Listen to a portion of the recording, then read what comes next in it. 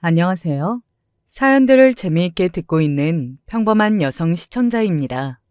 채널에 올라오는 고부 갈등 이야기를 들으며 저희 시어머니를 떠올릴 때가 많았는데 제 이야기도 한번 보내보면 좋을 것 같아 글을 써봐요. 저희 어머니와 아버지는 제가 고등학교 때 이혼하셨습니다.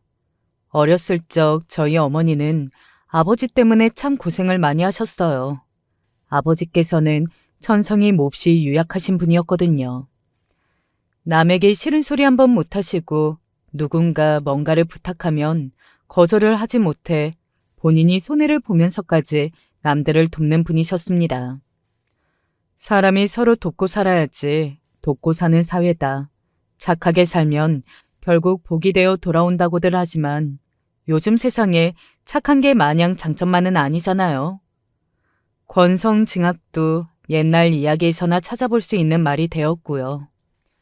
게다가 혼자도 아니고 본인이 책임져야 할 부인과 딸까지 있으면서 아버지께서는 참 무책임한 분이셨어요.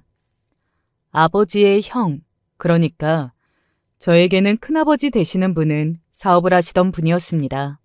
사업하는 사람들이 다 그렇듯이 큰아버지께서도 자본금이 있어야 사업이 잘 된다.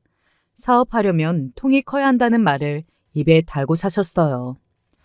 몇 번이나 사업에 실패를 하셨지만 이게 다 자본금이 부족해서 그런 것이라며 아버지께 손을 벌리셨습니다. 아버지께서는 매번 그런 큰아버지께 큰돈을 턱턱 내주셨어요.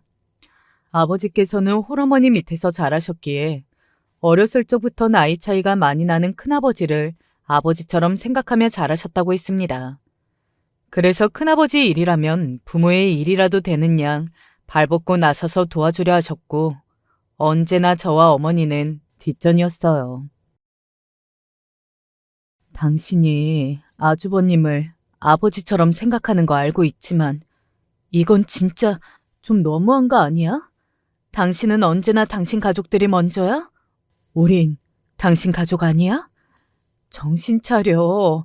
당신 더 이상 어머님이랑 아주버님 밑에서 어리광 부리던 애 아니야. 결혼도 했고 애도 있는 한 가족의 엄연한 가장이라고. 아주버님께서도 가족이 있잖아. 형님도 계시고 조카들도 있고. 아주버님께서 본인 가족들 제치고 당신 일을 최우선으로 생각하셨던 적이 있긴 해? 아주버님이 당신한테 뭘 해줬는데? 솔직히 말해서 당신 어려울 때 아주버님께서 한 걸음에 달려와 주실 것 같아? 나 몰라라 안 하면 다행이지. 도와줄 때야 앞에선 굽신굽신 고맙다. 비 맞춰주지. 볼일 끝나면 가족 사이라 해도 입 싹 씻는 게 현실이야. 제발 정신 좀 차려. 어머니께서는 그런 아버지께 매번 언성을 높이셨지만 아버지는 본인의 뜻을 굽히지 않으셨습니다. 남들 앞에서는 항상 쩔쩔매시던 아버지는 어머니 앞에서만 서면 완전히 독불장군이 되셨어요. 내 돈 내가 모아서 형 좀 도와주겠다는데 그게 그렇게 불만이냐? 내가 뭘 그렇게 잘못했다고 난리냐? 당신 말대로 내가 이 집안의 가장인데 이 정도 결정은 맘대로 할 수 있는 거 아니냐? 두 분의 이야기는 항상 말싸움으로 번졌고 결국 고생은 전부 어머니 몫이었습니다.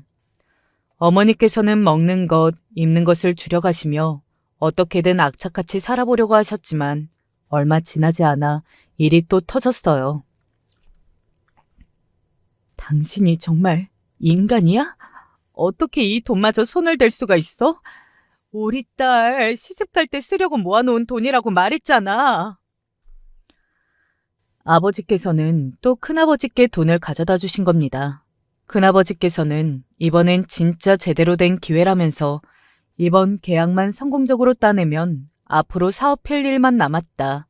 그렇게 되면 그동안 빌려준 돈도 모두 갚고 보답하겠다면서 마지막으로 한 번만 더 도와달라 아버지께 손을 내미셨고 더 이상 수중에 모아놓으신 돈이 없으셨던 아버지께서는 어머니께서 제가 시집갈 때 보태주시기 위해 한 푼, 두 푼 모아오시던 돈을 큰아버지께 홀라당 가져다 드린 것이었습니다. 그 사실을 알게 되신 어머니께서는 불같이 화를 내셨지만 아버지께서는 오히려 큰 소리를 떵떵 치셨어요. 두고 봐. 형이 이번에는 무조건 잘 된다고 했어. 그동안 내가 도와줬던 거 2배, 3배, 아니 10배로 갚아준다고 했으니까 당신 그때 가서 지금 나한테 이랬던 거 후회하지나 마. 그러나 아버지의 굳은 믿음과 다르게 이번에는 무조건 성공하시다던 큰아버지의 사업은 역시나 잘 풀리지 않았습니다. 큰아버지께서는 점점 아버지의 연락을 피하셨고 큰 소리 떵떵 치시던 아버지도 슬슬 어머니의 눈치를 보시기 시작했어요. 나 당신 같은 사람하고는 도저히 못 살겠어. 우리 이혼해. 이혼 안 해주면 나 이대로 나가서 콱 죽어버릴 거니까 도장 찍어. 당신이랑 사느니 차라리 죽는 게 낫겠어. 결국 어머니께서는 이혼 선언을 하셨고 아버지께서는 딸을 생각해서라도 한 번만 더 기회를 달라 앞으로 잘 살아보자 어머니를 붙잡으셨지만 어머니께서는 당신 진짜 딸을 생각하는 마음이 조금이라도 있었다면 그 돈에는 손을 댔으면 안 됐다며 나 죽는 꼴 보기 싫으면 이혼해달라 으름장을 놓으셨고 결국 그렇게 아버지와 어머니는 갈라서게 되었습니다. 두 분께서 이혼하신 뒤로 저는 자연스럽게 어머니와 함께 지내게 되었어요. 어머니께서는 친정 식구들의 도움을 받아 시장에서 작은 수선집을 운영하셨습니다. 당연히 벌이가 그리 좋지는 않았어요. 그렇지만 어머니께서는 몸은 좀 힘들어도 마음은 너무나 편하다며 네 아버지 꼴을 안 보고 사니 드디어 숨이 좀 쉬어진다 말씀하셨습니다. 아버지와 함께 살 때도 그리 넉넉한 형편은 아니었지만 어머니와 둘이 지내게 되니 더더욱 형편이 어려워졌어요. 어머니께 용돈을 달라는 말도 쉽게 꺼낼 수 없었고 참고서는커녕 학교 준비물이 있어도 어머니께 부탁드리기보다는 학교에서 친구들 것을 조금씩 빌려 사용하곤 했습니다. 학교가 끝나고 친구들은 삼삼오오 모여 학교 앞 분식집 앞에서 떡볶이며 튀김 등 분식을 사 먹었지만 저는 어린 마음에 차마 돈이 없어서 가지 못한다는 얘기를 하지 못하고 매번 집에 일찍 들어가 봐야 한다. 분식을 별로 안 좋아한다. 핑계를 대며 자리를 벗어나고는 했습니다. 비슷한 일이 몇 번 반복되자 친구들은 제가 돈이 없어 그런다는 사실을 눈치챘고 음식량이 너무 많아서 여러 명이 가야 한다는 핑계를 대며 돈 내지 않아도 되니 같이 가자며 저를 잡아 끌었어요. 덕분에 저는 학창시절 내내 친구들에게 많은 도움을 받으며 지냈고 지금도 그 친구들에게는 참 고마운 마음뿐입니다. 당시 학교에는 우유급식이라는 제도가 있었는데 2교시 수업이 끝나면 우유가 각반으로 배달되어 작은 우유를 한 팩씩 먹을 수 있는 제도였어요. 대부분의 아이들이 우유급식을 신청했고 평범한 집이라면 그닥 부담되지 않을 만한 저렴한 금액이었지만 당시에 저는 우유급식을 신청하지 못했습니다. 사실 전 우유를 그닥 좋아하지도 않는데 그때는 왜 그렇게 우유를 마시는 친구들이 부러웠는지 모르겠어요. 그런데 어느 날부턴가 제 책상 위에 우유가 한 팩씩 놓여 있더라고요. 처음에는 누군가 착각하고 놓고 간 것이라 생각했는데 계속해서 놓여 있었습니다. 주변 친구들에게 물어봐도 다들 모른다고 대답했고 찝찝한 마음에 다시 우유통에 가져다 놓기를 몇 번 반복하니 어느 날 반장이 제게 말을 걸어왔어요. 그 우유 먹어도 돼. 남는 거라 가져다 준 거야. 너 우유 급식 신청 안 했잖아. 알고 보니 그 우유는 저희 반 반장이 저의 어려운 가정 형편을 알고 일부러 남는 것을 챙겨 제 자리에 가져다 놓아주었던 것이었습니다. 그 사실을 알게 되자 고마운 마음보다는 부끄러운 마음이 먼저 들었어요. 나 우유 별로 안 좋아하거든? 가난한 집에는 남는 우유면 넙죽 고맙다고 받아 먹어야 해? 누가 너보고 내 우유 챙겨달래? 저는 그렇게 반장에게 화를 냈습니다. 반장은 잘 사는 집 아이였고 다정한 성격에 공부까지 잘해 학교에서 인기가 많은 친구였어요. 다른 사람도 아니고 부잣집 아들인 반장에게 동정을 받았다고 생각하니 자존심이 무척 상했습니다. 반장은 화를 내는 제게 우유를 싫어하는 줄 몰랐다. 불편했으면 미안하다. 오히려 사과를 해왔습니다. 그런 반장의 모습에 스스로가 더욱 부끄러워졌어요. 반장은 좋은 의도로 저를 챙겨주려 한 것인데 괜히 열등감에 화를 낸 것 같았거든요. 결국 저는 다시 반장에게 아니다, 내가 예민하게 굴었다 사과를 했고 그날 이후로 반장과 저는 급속도로 친해지게 되었습니다. 제가 평소에 생각하던 반장은 잘 사는 집 아들에 공부도 잘하고 친구도 많고 아무 고민도 걱정도 없이 언제나 행복해 보이는 아이였어요. 그러나 알고 보니 반장도 반장 나름대로 어려움이 참 많았더라고요. 반장의 부모님은 사업을 하시는 분들이었고 언제나 바쁘셔서 얼굴 볼 시간이 많지 않다고 했습니다. 저도 부모님께서 이혼하신 뒤로 아버지와는 전혀 연락을 주고받지 않았었고 어머니께서도 매일같이 새벽부터 밤까지 수선 일을 하시느라 이혼 전보다 훨씬 뵐 시간이 적어졌기에 반장의 그런 외로움에 공감할 수 있었어요. 저와 반장은 이야기가 참 잘 통했고 죽이 잘 맞는 친구였습니다. 공부를 몹시 잘했던 반장과 다르게 저는 성적이 그리 좋은 편이 아니었어요. 애초에 공부 쪽은 제 길이 아니라고 생각했거든요.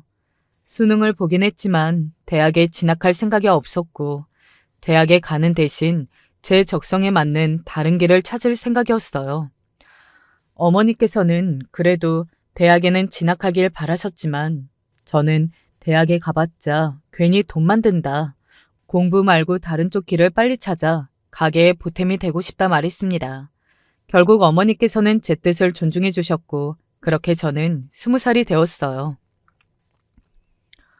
수선집을 하시는 어머니 덕에 저는 다양한 옷들을 접할 기회가 많았고 자연스럽게 옷에 관심을 가지게 되었습니다.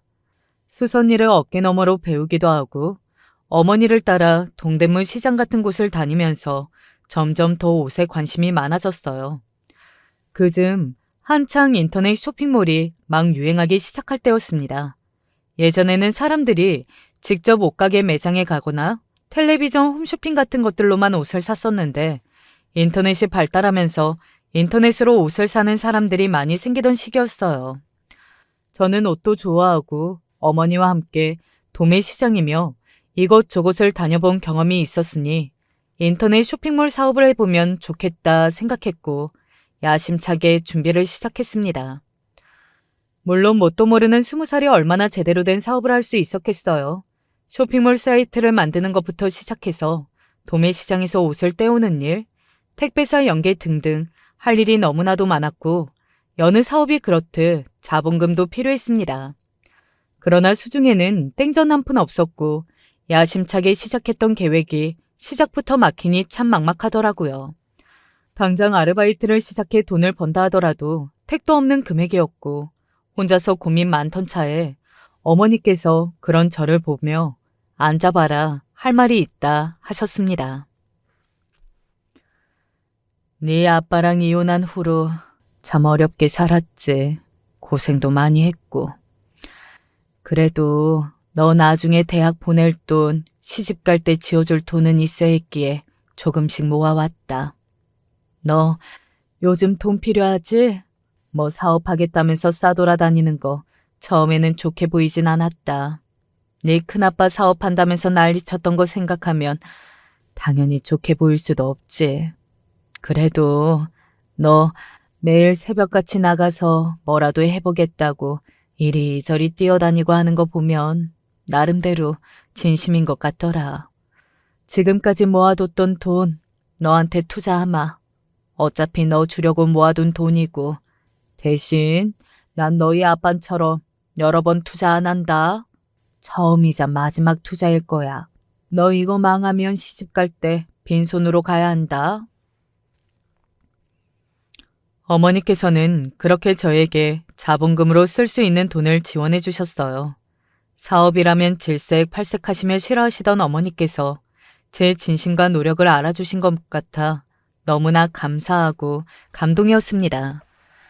어머니께서 저를 믿고 투자해 주신 소중한 돈을 절대 헛되이 날려먹지 않겠다는 생각으로 밤낮으로 열심히 쇼핑몰 오픈 준비를 했어요. 어린애 혼자서 가게도 없이 옷을 가져다 팔겠다는 제 말에 도매상 아주머니들께서는 처음에는 제대로 상대를 해주시지도 않았지만 매일 새벽마다 꾸준히 찾아가니 나중에는 결국 제게도 기회를 주시더라고요. 그렇게 제 인터넷 쇼핑몰은 오랜 준비 끝에 문을 열게 되었습니다. 대박이에요. 쇼핑몰이 완전히 대박이 났다고요. 어디서 입소문이라도 탄 건지 문을 연 지 며칠이 지나지도 않았는데 주문량이 급증하기 시작했고 그렇게 한번 상승세를 탄 주문량은 떨어질 기미가 보이지 않았습니다.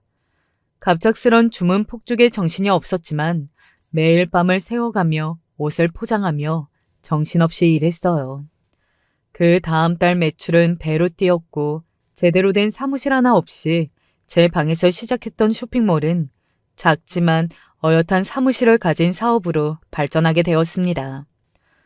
솔직히 처음에는 실감이 잘 나지 않았어요. 시작하면서도 스스로도 반신반의했던 사업이었는데 이렇게 성공할 거라고는 전혀 예상하지 못했었거든요. 어마어마한 금액의 매출을 볼 때마다 이게 정말 내가 벌어들인 돈이 맞나 하는 생각이 들 정도였습니다.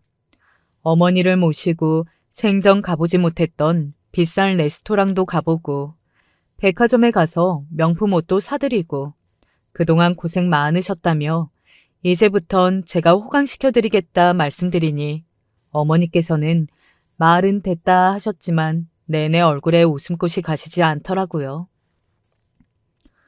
그런 어머니의 모습을 보니 눈물이 날 것 같았습니다. 어렸을 적부터 아버지 때문에 고생이란 고생은 다 하시고 이혼한 후로도 시장통에서 매일 새벽같이 나가서 옷 꼬매고 다림질 하시느라 손도 다 부르트시고 그러면서도 힘들다 말씀 한 번 없으셨던 분이셨거든요. 그렇게 피땀 흘려 버신 돈을 저를 믿어주시고 지원해 주신 어머니께 언제나 감사한 마음뿐입니다. 그 뒤로도 쇼핑몰 사업은 승승장구했고 저는 거의 걸어다니는 중소기업 수준이 되었어요. 학창시절 우유 급식 낼 돈도 없어서 쩔쩔매던 제가 어떻게 이런 성공을 거두게 되었는지 정말 세상 일 모르는 거구나 싶었습니다. 지금도 사업은 정말 타이밍과 운이다 라는 생각을 해요. 솔직히 말해서 제가 큰아버지보다 뭐가 그렇게 잘난 점이 있었겠어요. 그런데 큰아버지는 사업에 연거푸 실패를 하셨고 저는 한 번에 성공을 했으니 물론 타이밍을 잘 잡는 것도 능력이라면 능력이겠지만 제가 잘나서 이런 결과를 얻었다고 생각하기보다는 운이 좋았다고 생각하거든요. 그리고 어머니께서 저를 믿고 자본금을 투자해주지 않으셨다면 이런 성공도 없었을 거고요. 쇼핑몰이 어느 정도 자리를 잡은 뒤로 저와 어머니는 비싼 아파트로 이사를 했고 어머니께서는 운영하시던 수선집을 정리하셨습니다. 매일매일이 너무나 행복했고 즐거운 나날들이었어요. 잘 지내? 오랜만이다. 이번에 동창회가 열리는데 혹시 올 수 있어? 그러던 어느 날 아주 오랜만에 반장에게서 연락이 왔습니다. 공부를 잘했던 반장은 서울대에 진학했고 반장은 학교생활, 저는 쇼핑몰 준비로 바빴기에 서로 점점 연락이 뜸해지다가 자연스레 끊긴 지 오래였어요. 반장은 졸업 후 처음으로 동창회를 열어보려 한다며 친구들을 모으고 있다고 말했고 반장뿐만 아니라 다른 친구들도 만난 지 몹시 오래된 차였기에 반가운 마음으로 참석하겠다는 답을 전했습니다. 오랜만에 만난 친구들은 학창시절과 크게 다른 점이 없어 보였어요. 다들 조금 나이 든 티가 나긴 했지만 성격이며 습관이며 전부 그대로더라고요. 오랜만에 학창시절로 돌아간 듯한 기분에 몹시 즐거운 자리였고 어느 정도 알딸딸하게 취해 집에 돌아가려는데 반장이 저를 붙잡으며 따로 2차를 가자고 했습니다. 반장과는 학창시절 내내 붙어 다닐 정도로 친하기도 했고 개인적인 얘기를 더 나누면 좋을 것 같아 그러자고 했어요. 간단하게 맥주를 마시며 지난 세월 살아온 얘기를 나누는데 반장은 대학을 졸업한 후로 대기업에 취직해 잘 지내고 있다고 했습니다. 학창시절부터 공부도 잘하고 매사에 최선을 다하는 친구였으니 역시나 잘 살고 있을 줄 알았다며 칭찬을 건네자 반장은 오히려 네가 더 잘 될 줄 알았다며 사업에서 성공했다는 얘기를 전해 듣고 놀라지도 않았다. 너도 학창 시절부터 언제나 긍정적이고 도전적인 아이였다며 그런 네 모습이 항상 부러웠다고 하더군요. 그날 이후로 저는 반장과 계속해서 연락을 주고받았고 자연스레 관계가 발전해 연인 사이가 되었습니다. 서로 안정적인 직업도 있고 적은 나이도 아니었기에 금방 결혼 이야기가 나왔고 반장이라면 참 좋은 남편이자 아빠가 될 것 같다는 생각이 들었어요. 그러나 마음속에 한 가지 걸리는 것이 있었습니다. 바로 반장의 부모님이었습니다. 반장의 어머니와는 학창시절에 한번 마주친 적이 있었어요. 그날은 친구들과 함께 조별 과제를 하기 위해 반장 집에 모였던 날이었습니다. 반장의 집은 역시나 부잣집이라 그런지 겉모습부터 화려한 고급 주택이었어요. 태어나 그런 주택에 가보는 것이 처음이었고 입구부터 저도 모르게 주눅이 들더라고요. 반장 어머니께서는 딱 봐도 부잣집 사모님 같은 느낌의 몹시 우아하신 분이었고 저와 친구들을 상냥하게 맞아주셨습니다.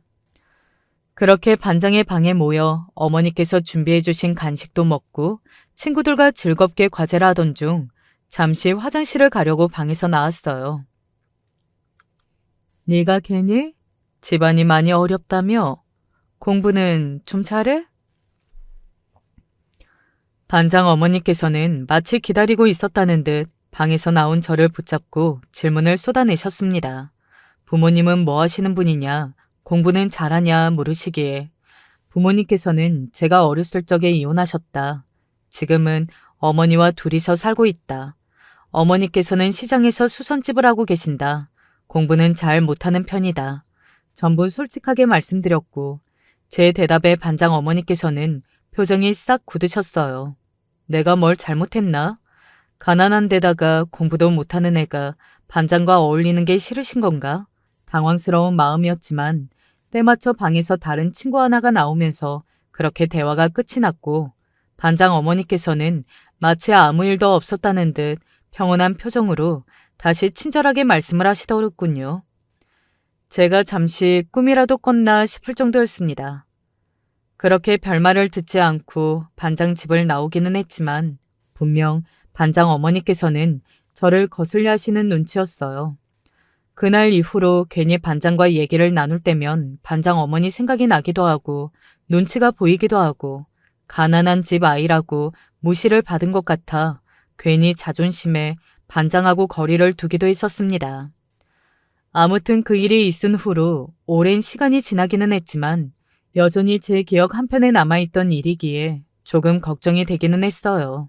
그래도 저는 이제 더 이상 가난하고 공부도 못하고 내세울 것 하나 없던 학생이 아니기에 자신감을 가지고 인사를 드리러 가기로 했습니다. 오랜만에 만나뵌 반장의 어머니께서는 예전 그 모습 그대로였어요. 관리를 얼마나 잘 받으신 건지 하나도 늙지 않으셨더라고요. 나름대로 비싼 선물을 사들고 찾아갔지만 어머니께서는 전혀 관심이 없어 보이셨습니다. 너 그때 우리 아들이랑 어울려 다니는 거 보고 내가 얼마나 속이 터졌는지 아니? 집이 잘 살기를 공부를 잘하기를 잘난 구석에 하나도 없는 애랑 허구한 날 어울려 다니느라 애가 공부를 안 해서 얼마나 걱정이었는지. 따끔하게 한 소리 하려다가 겨우 참았는데 참 즐긴 인연이다. 이제는 결혼을 하겠다고 데려오다니. 시어머니께서는 일부러 옛날 이야기를 꺼내시는 것 같았어요.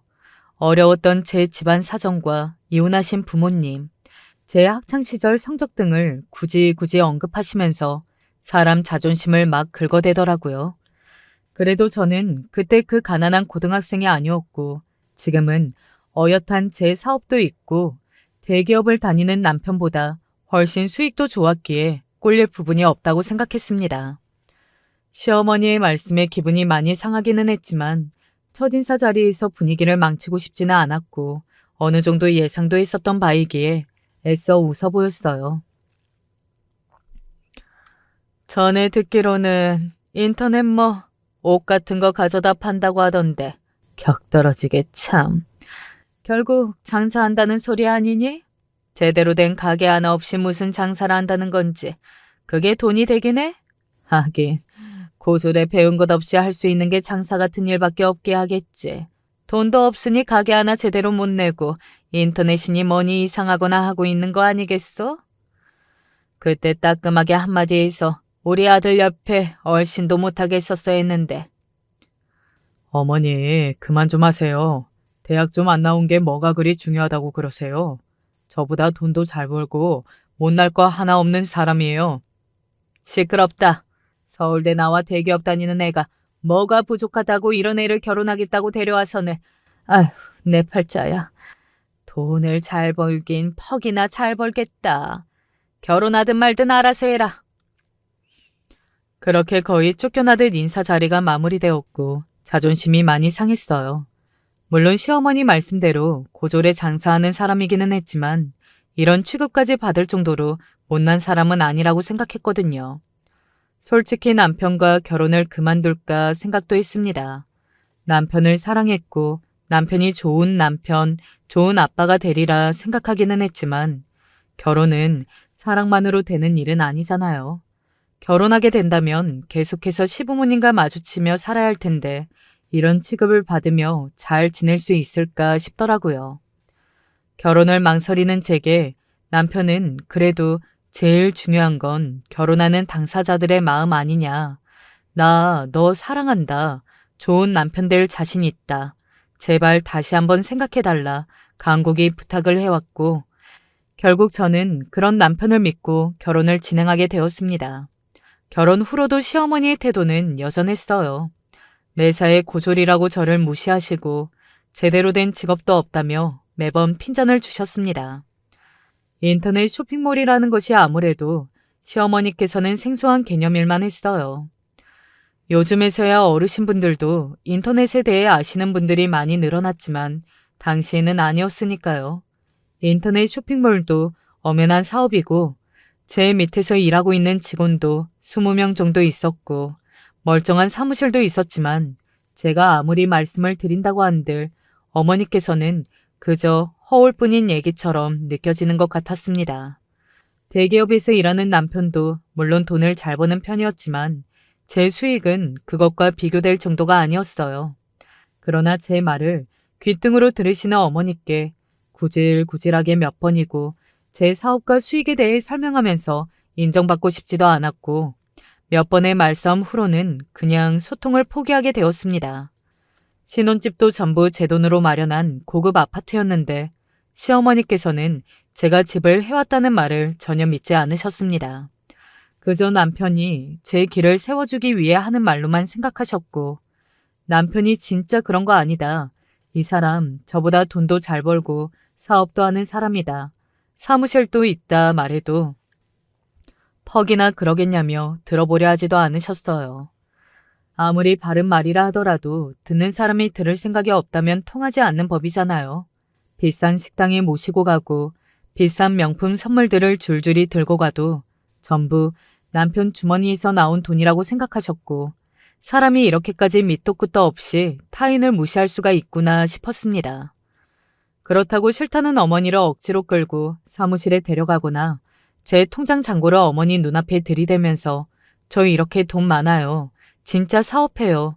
하는 것도 너무 구차하고 구질구질했고 설령 그렇게 한다고 한들 이미 시어머니 머릿속에 저는 고졸에 돈 못 버는 여자였으니 눈앞의 증거들을 보시고서도 믿지 않으실 것 같았어요. 어떻게 해서든 본인 아들은 서울대 출신의 대기업 다니는 1등 신랑감. 저는 그 신랑감에 빌붙어 사는 못된 년을 만들려고 애를 쓰고 계시는 것 같았달까요. 기본적으로 저는 사장이었기에 매일매일 사무실에 출근하지는 않았습니다. 집에서 중요한 일을 보고받고 확인하고 결제만 해주고 필요한 일이 생기면 가끔 나가보기도 하고 그런 식으로 일을 했는데 그 모습이 시어머니 눈에는 집에서 놀기만 하는 걸로 비춰졌던 모양입니다. 허구한 날 집에만 있으면 아침부터 출근하는 남편 밥은 안 차려주냐. 능력이 없으면 내조라도 잘해야지. 잔소리를 쏟아내시며 매사에 참견질이 없고 집에서 노는 게 아니라 재택근무라고 집에서 일을 하는 거라 몇 번을 설명해드려도 고집불통이었어요. 그런 시어머니의 행동에 스트레스가 너무 심했습니다. 남편이 아무리 중간에서 다리 역할을 하려고 해도 한계가 있었어요.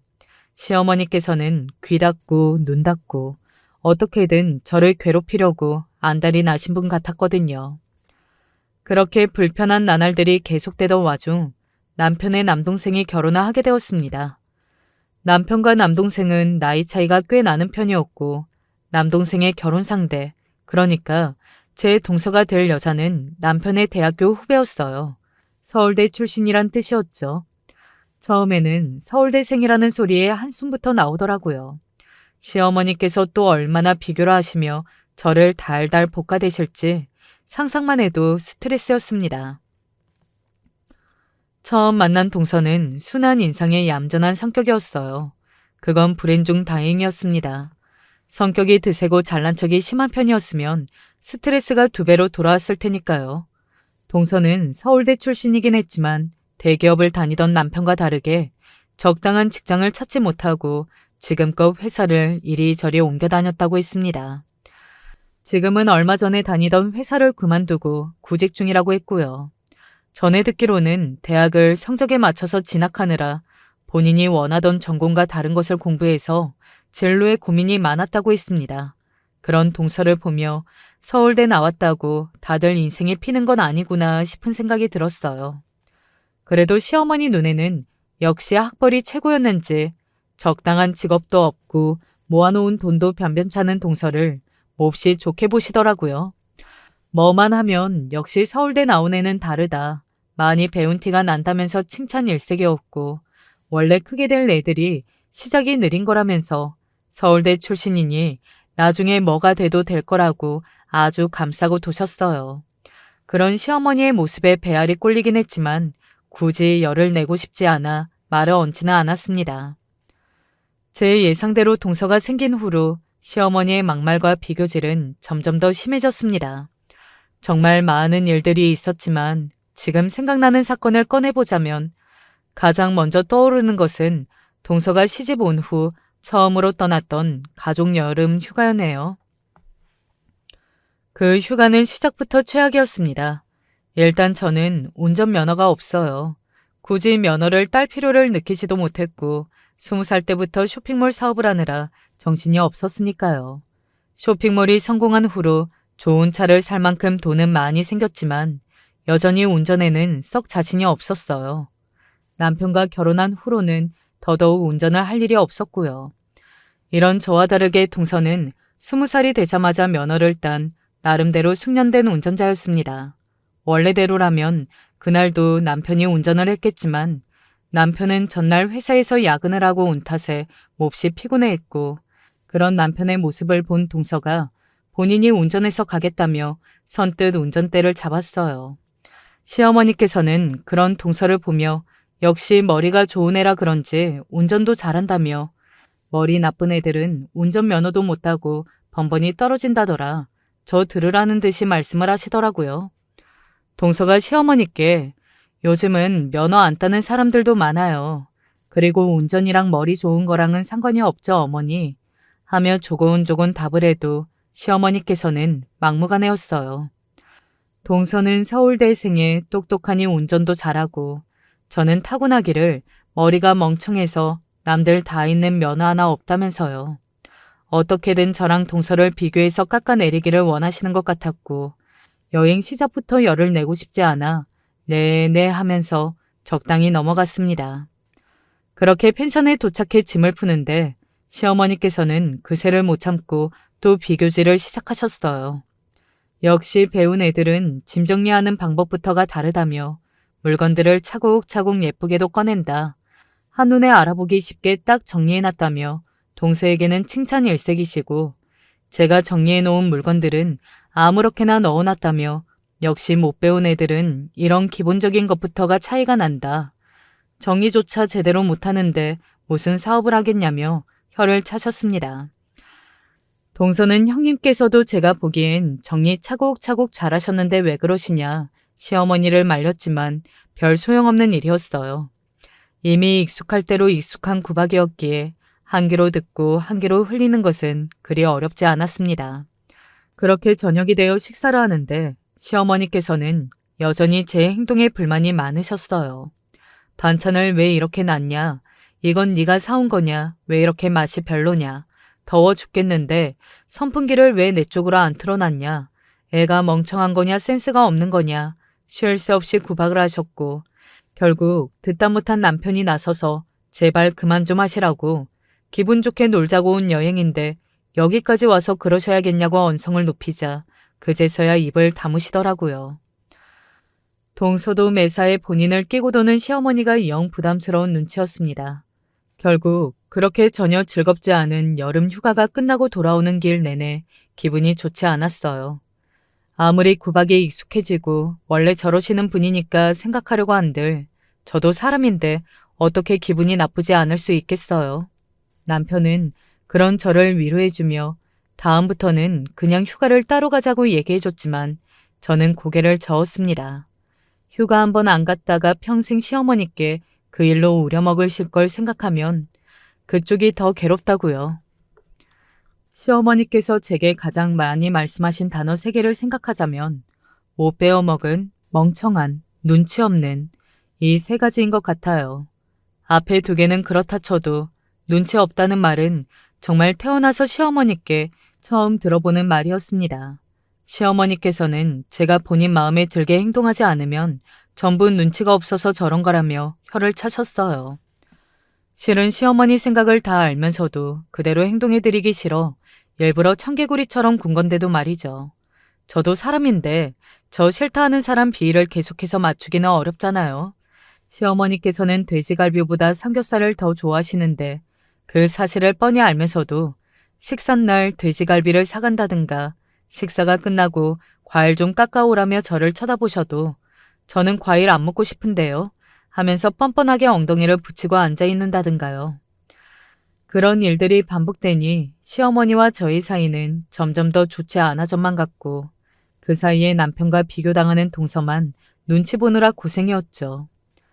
아무 잘못도 없는 동서에게는 조금 미안한 마음이 들기는 했지만 동서에게 미안하다고 해서 제가 고생할 이유는 없잖아요. 게다가 동서는 결혼 후로 꽤 오랜 기간 일을 구하지 않고 있었는데도 시어머니께서는 동서를 예뻐라 하셨고요. 뭘 하든 시어머니께서 다 좋게 보고 감싸고 도시는데 그 정도 고생쯤은 해도 되지 않나 하는 생각이었습니다. 저 형님이 운영하신다는 인터넷 쇼핑몰 말인데요. 실은 제가 그런 쪽에 관심이 좀 있거든요. 형님께서 괜찮으시다면 옆에서 일을 좀 배워볼 수 있을까요? 그러던 어느 날 동서에게서 연락이 왔어요. 동서는 옷이나 장사와는 전혀 관계없는 전공을 공부했고 지금까지 일했던 회사들도 쇼핑몰과는 거리가 멀었기에 조금 의외이기는 했습니다.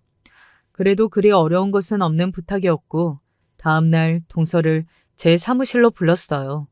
사무실에 처음 와본 동서는 생각보다 규모가 크다며 이렇게 직원이 많은 사업체일 줄은 몰랐다. 시어머니 말씀으로는 제대로 된 사업도 아니라고 하던데 이 정도면 돈 엄청 버시겠다며 놀라더라고요. 어머님이 워낙 옛날 분이시잖아. 학벌도 엄청 중요하게 여기시고 고졸인 내가 이런 사업을 운영할 수 있을 거라고는 생각이 안 드시나 봐.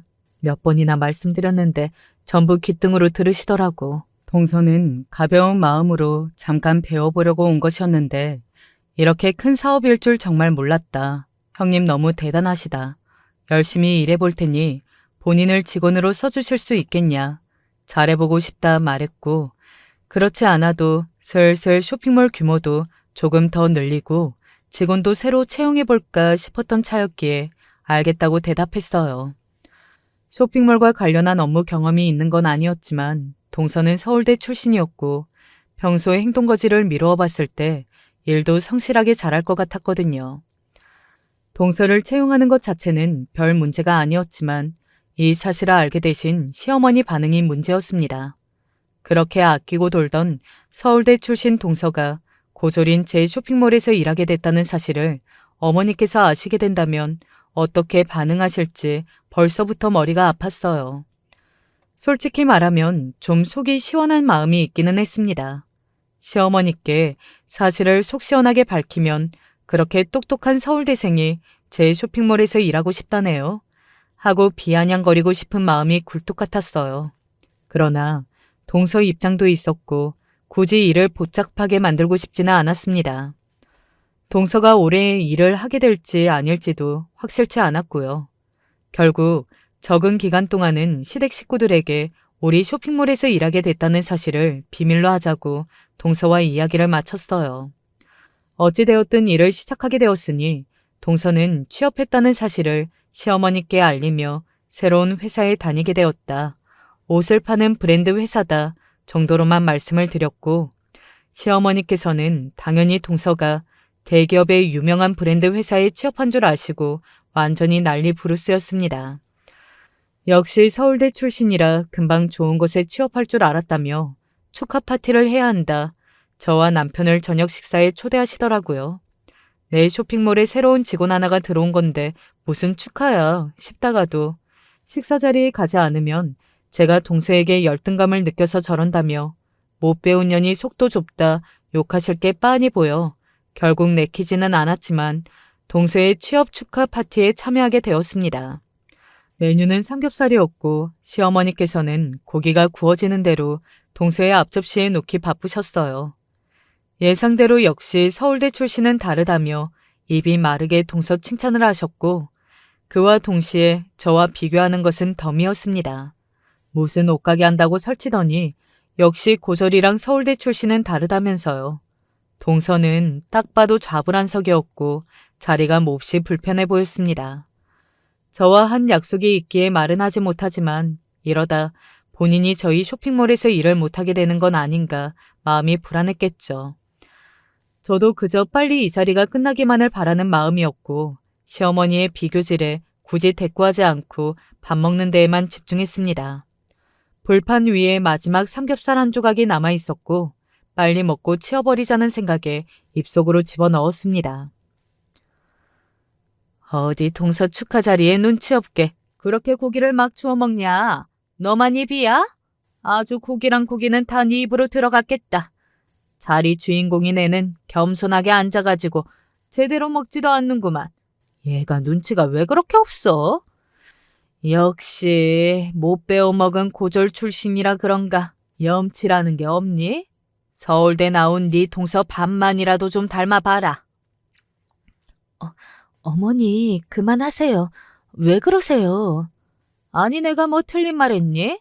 어디 뭐 말도 안 되는 인터넷 어쩌고 이상한 옷가게 타령이나 하더니 동서가 떡하니 제대로 된 옷 회사에 취업하니까 되지도 않은 질투를 하는 건지 뭔지. 아휴 꼴 보기 싫어서 나온 참. 어머니, 그만하시라니까요. 제가 취업한 회사가 형님 쇼핑몰이에요. 형님이 저희 회사 대표님이시라고요. 동서의 말에 시어머니는 할 말을 잃은 표정이었습니다. 들고 계시던 젓가락마저 떨어뜨리시고는 몹시 당황하신 듯 보였어요. 아니, 너 지금 그게 무슨 소리냐? 그럼 진짜 제가 운영한다는 옷가게가 사무실도 있고 제대로 된 회사라는 말이야? 네, 맞아요. 제가 말씀드린 그대로예요. 어머니께서 다 오해하신 거예요. 저도 지금껏 어머니 말씀 때문에 형님 쇼핑몰이 아주 작은 사업인 줄 알았는데 직접 사무실에 가보니까 아니었어요. 그러니까 이제 제발 그만 좀 하세요. 저 예뻐해 주신 건 너무 감사한데 저도 부담스러워요. 사람의 학벌이 다가 아니잖아요. 저 형님 밑에서 일 배우기로 했고 앞으로 이런 불편한 비교 안 해주셨으면 좋겠어요. 제가 백날 첫날 시어머니께 사람이 학벌이 다가 아니다 말씀드렸던 것보다 그렇게 아끼시면서 끼고 돌던 동서가 한마디 하니 아주 충격받으신 얼굴이 볼만하더라고요. 속이 뻥 뚫리는 기분이었습니다. 사실 시어머니께서도 그동안 그렇게 부정을 해오셨지만 어느 정도는 알고 계셨을 거예요. 제가 돈을 잘 번다는 사실이 마냥 거짓말은 아니라는 사실을요. 그렇지만 시어머니께서는 어떻게 해서든 그 사실을 부정하고 싶으셨던 것 같아요. 고졸 출신의 가난한 집 아이였던 제가 본인 아이들보다 더 잘난 사람이 되어 있다는 사실을 인정하고 싶지 않으셨던 거겠죠. 그동안 저와 남편 입에서 나온 100마디 말보다 동서 입에서 나온 한 번의 말이 시어머니께는 더 현실적인 타격으로 다가왔던 모양이었습니다. 그렇게 자리가 마무리되고 시어머니께서는 한동안 제게 연락을 하지 않으셨어요. 매일같이 전화를 하던 동서에게도 아무런 연락을 하시지 않는다고 하더라고요. 이제 동서마저 미워하시려나? 역시 사람은 쉽게 바뀌지 않는 건가? 어머니께서도 참 구제불능이시구나 싶었습니다. 시간 괜찮니? 내일 네 사무실에 한번 가보고 싶은데. 얼마 뒤 시어머니께 온 연락은 정말 의외였어요. 그동안 그렇게 저희 사무실에 한번 오시라 말씀을 드려도 절대 올 생각 없으시다던 시어머니께서 먼저 사무실에 오고 싶다는 연락을 해오신 겁니다. 조금 당황스럽긴 했지만 당연히 거절할 이유는 없었고 그렇게 시어머니께 처음으로 저희 사무실을 보여드렸어요.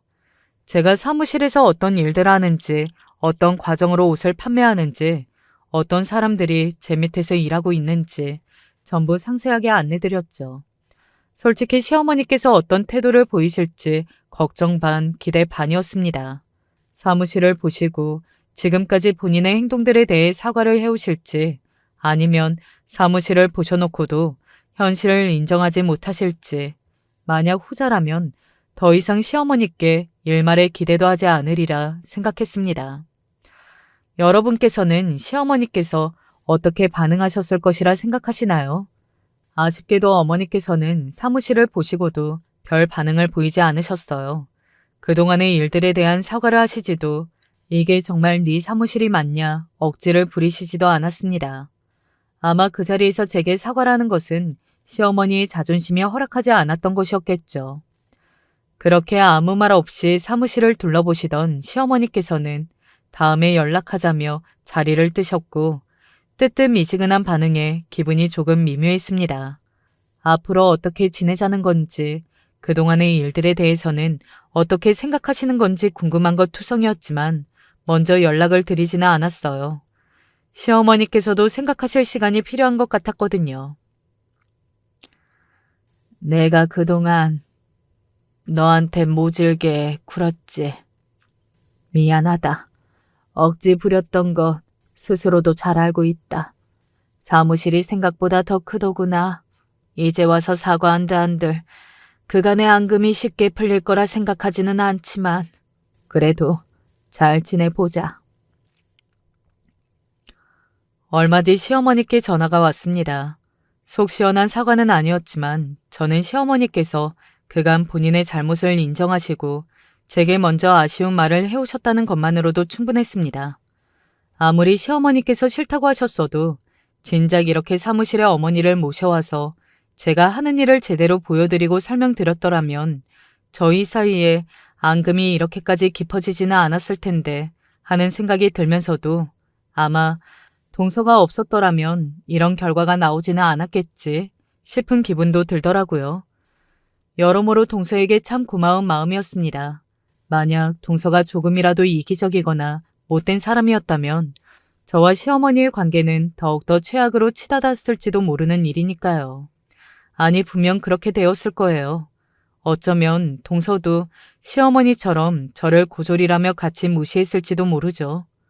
어찌되었든 그 뒤로 저와 어머니는 그리 살갑진 않아도 나름대로 괜찮은 고부관계가 되었어요.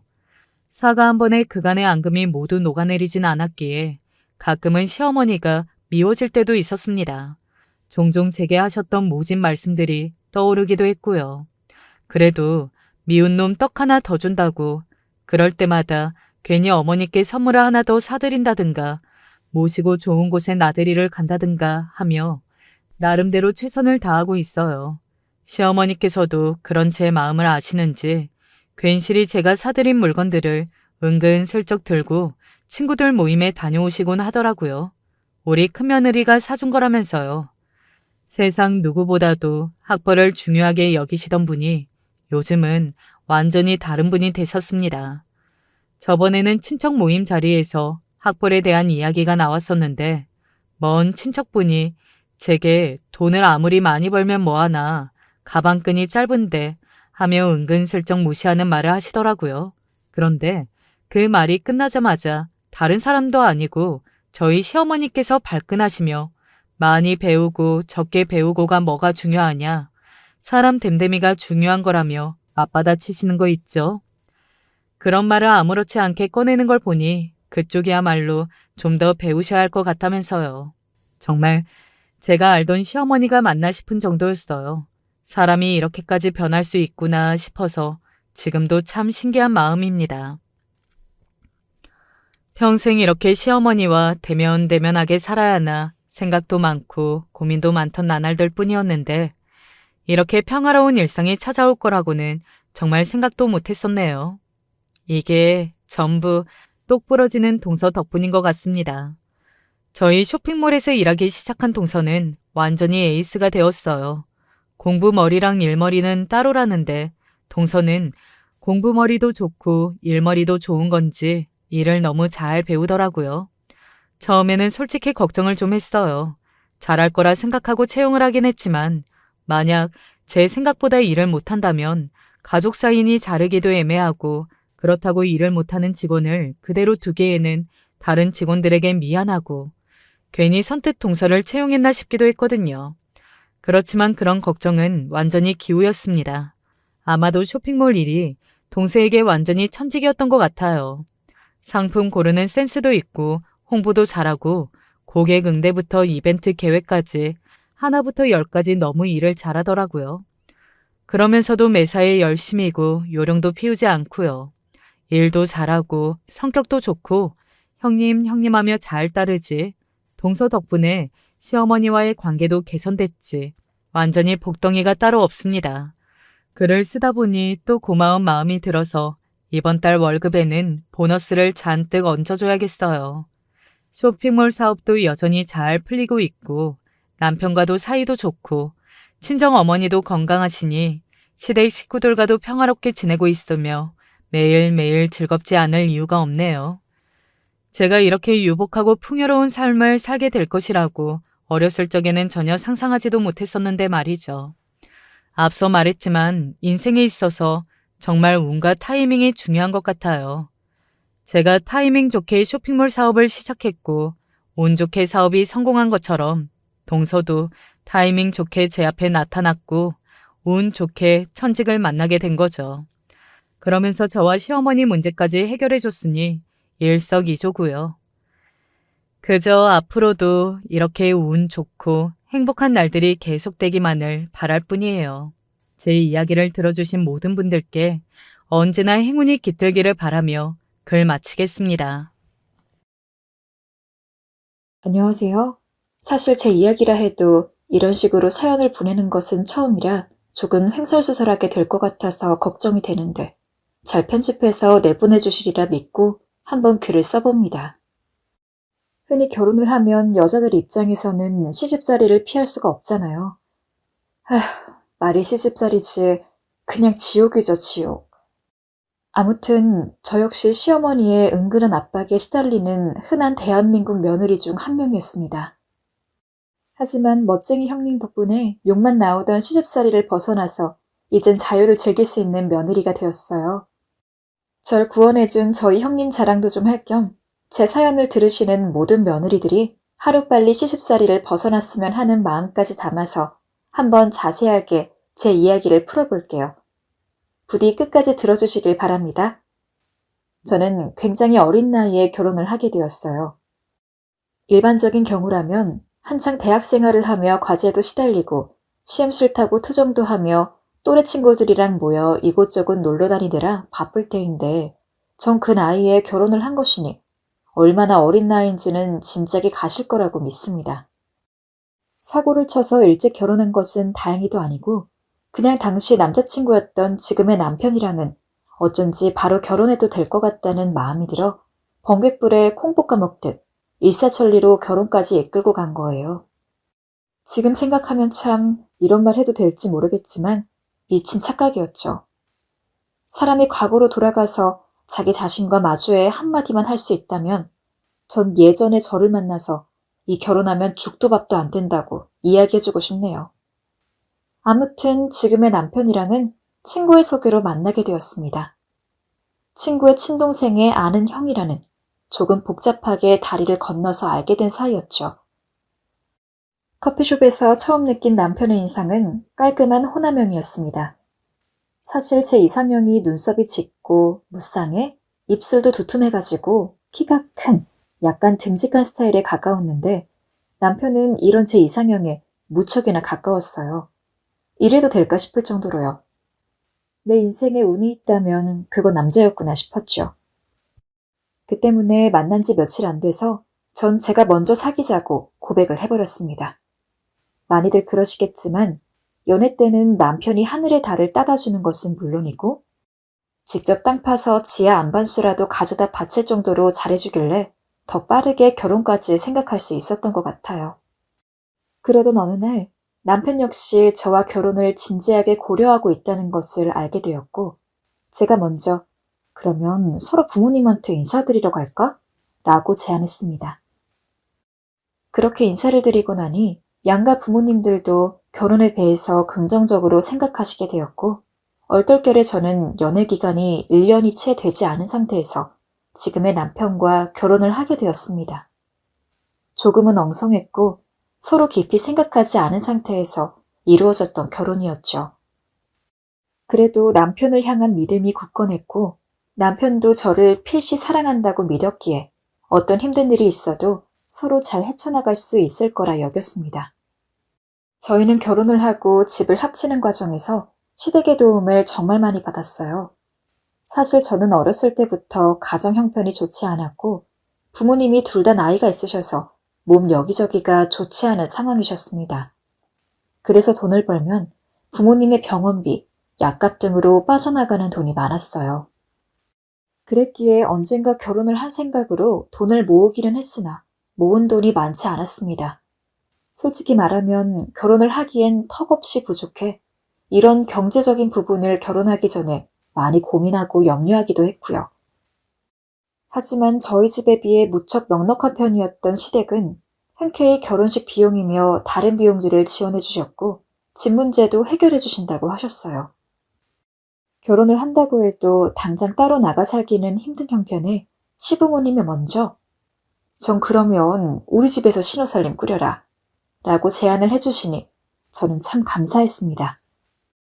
물론 시부모님과 함께 살면 불편한 점도 많을 터였지만 이미 시댁에서 지원받은 것들이 많았던 터라 돈 안 들이고 신혼생활을 할 수 있다면 나중을 위해 지금은 절약을 한다 생각하고 시댁에서 살림을 꾸리는 게 맞다고 생각했어요. 하지만 그때 조금 제 마음이 걸리던 부분이 있었는데 그건 바로 시어머니께서 절 너무 흔쾌히 받아들이셨다는 거였습니다. 남편의 집은 유복한 걸 넘어 100억대 건물을 갖고 있을 만큼 부잣집이었고 저는 그저 가난한 집안의 평범한 직장인이었을 뿐이었는데도 어머니 아버지께선 그저 며느리가 집안에 들어와 좋다고 저를 반겨주셨죠. 그 부분이 목구멍이 가시처럼 결혼식을 준비하는 내내 마음에 걸리긴 했지만 순하고 착한 며느리면 된다는 시어머니의 한마디에 그저 우리 시부모님께서 참 인품이 훌륭하신 분들이라 생각했어요. 지금 생각해보면 그냥 시댁 종노릇할 며느리가 필요해서 조건을 안 봤던 것 같기도 하지만요. 결혼하고서는 신혼여행을 다녀왔던 딱 일주일 정도는 정말 행복했던 것 같습니다. 남편이 남자친구로 있을 때도 물론 가까이 여행을 다녀온 적도 있고 자주 만나서 데이트도 했지만 연인으로서 함께하는 거랑 부부로서 함께하는 거는 그 느낌이 다를 수밖에 없잖아요. 그래서 투명한 바닷물과 쨍쨍한 햇볕, 색색의 칵테일, 아름다운 촛불들, 멋진 호텔, 그 옆에 사랑하는 남편. 오랜만에 간 해외에서 맞이한 이 달콤한 허니문은 너무나 행복, 그 자체였습니다. 그렇게 달콤한 허니문 기간이 끝나고 집으로 돌아오는 날, 남편은 잠시 볼 일이 있어 다른 곳으로 갔고 저만 먼저 시댁에 들어섰습니다. 신발을 벗고 들어와 부엌에 계시는 시어머니께서 먼저 인사를 드렸는데 그런데 그 순간 시어머니의 표정이 좋지 않았습니다. 왜 그러시지? 내가 뭘 잘못했나? 하는 생각이 들어 저도 마음이 좋지 않았죠. 저는 조심스레 다가가 어머니가 하고 있던 저녁 반찬을 도우면서 말을 걸어보았습니다. 그런데 어머님께선 계속 뚱한 얼굴로 더덕을 손질하시더니 갑자기 제게 이런 말을 던지시는 거였어요. 쓸데없이 신혼여행을 못하러 일주일이나 다녀오니? 예? 저희는 결혼 전에 일주일 정도 갔다 오자고 서로 약속을 했어서 어머니께서 아시는 줄 알고 있었는데요. 알고야 있었지.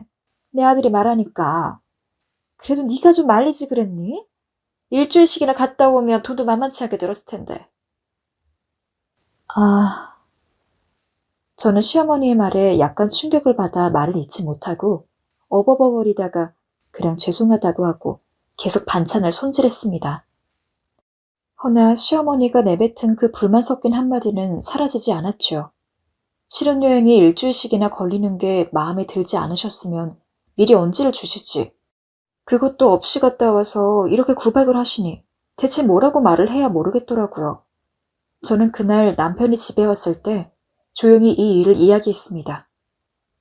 여보, 어머니께서 우리가 신혼여행 오래 갔다 온 걸로 기분이 많이 안 좋으신가 봐. 저번에 자기가 그러지 않았어? 어머니께서 한 달도 좋으니 오래오래 놀고 싶은 만큼, 쉬고 싶은 만큼 쉬다 오라고 했다고. 우리 엄마가? 그럼 그랬지. 아니, 갑자기 왜 그러시는 거야? 남편은 처음 듣는 소리인지 황당해했고, 그냥 어머님 컨디션이 좋지 않아 한 소리 같다며 신경 쓰지 말라 했습니다. 근데 신경이 안 쓸 수가 있나요? 제가 앞으로 모실 시어머니께서 그리 말씀하신 건데. 결국 저는 해결을 보지 못한 채 첫날 밤을 찝찝한 마음으로 잘 수밖에 없었습니다. 그때만 해도 그 일이 모든 시집살이의 시발점에 불과하다는 건 생각지도 못했지요. 어쩌면 제가 저희의 결혼을 쉽게 허락해 주셨기 때문에 시댁살이도 남의 일일 거라고 안일하게 생각하고 있었던 것 같기도 했습니다. 그랬기에 시어머니의 그 모진 한마디가 너무도 큰 충격이었죠. 그래도 처음에는 이러다 마실 거라고 생각을 했습니다. 저랑 남편 자체는 벌이 차이가 그렇게 크게 안 나지만 집안 전체를 보면 저희 집보다는 시댁이 훨씬 잘 살기 때문에 그런 부분에서 제가 마땅치 않을 수 있을 것 같다고도 여겼으니까요. 또 실제로 결혼도 시댁 도움을 많이 받았으니 빚을 졌다는 중압감도 없잖아 있었기에 시어머니가 저한테 뭐라고 말씀을 하시든 무조건 네네 하고 대답하며 사과를 밥 먹듯이 입에 달고 다녔습니다. 제 스스로도 이건 아니라고 느낀 적도 많았지만 언젠간 잘 대해주시겠지, 언젠가는 괜찮아지겠지 하는 터무니없는 희망을 가지고요. 그러나 시어머니는 절대 물러서지 않으셨습니다. 남편은 일반적인 직장인이었기 때문에 남들과 똑같이 평일 오전 9시부터 오후 6시 근무였고 저는 프리랜서에 가까워서 평일날은 주로 늦은 오후에 저녁, 그리고 주말 근무가 평균이었는데 저와 남편이 같이 보내는 시간이 거의 없다 보니 남편이 회사에 나가 있을 때면 시어머니는 저를 정말 쥐잡듯 잡으셨습니다. 속된 말로 저를 갈구셨어요. 시댁은 집이 넓은 편이었는데 그 넓은 집을 매일매일 대청소를 하라고 시켰어요. 그것도 저 혼자서요.